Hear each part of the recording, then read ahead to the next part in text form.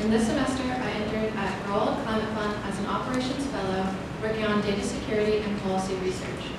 Prior to the start of the semester, I was terrified of making mistakes, of doing the wrong thing, or looking unprepared.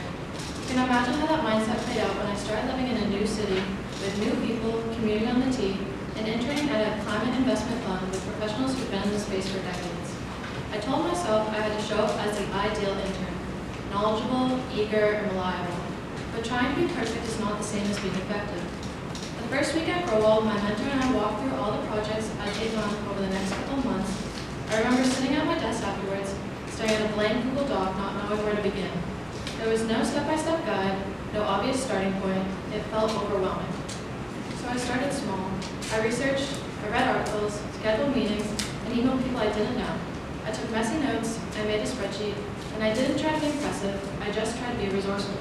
That was my turning point. In the weeks that followed, I kept leaning into uncertainty. I asked more questions, even the ones that felt unimportant. I gave myself time to pause, rethink, and revise. I stopped apologizing for not knowing everything. And at Growell, I drafted a data retention policy that was reviewed, revised, and eventually approved by the organization's board. I designed and implemented a system that streamlined internal knowledge sharing, one that the team will continue using after I'm gone. And as a result, they offered me a position at their company.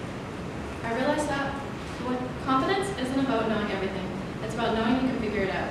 I grew up with the mindset that my value comes from having the perfect answer.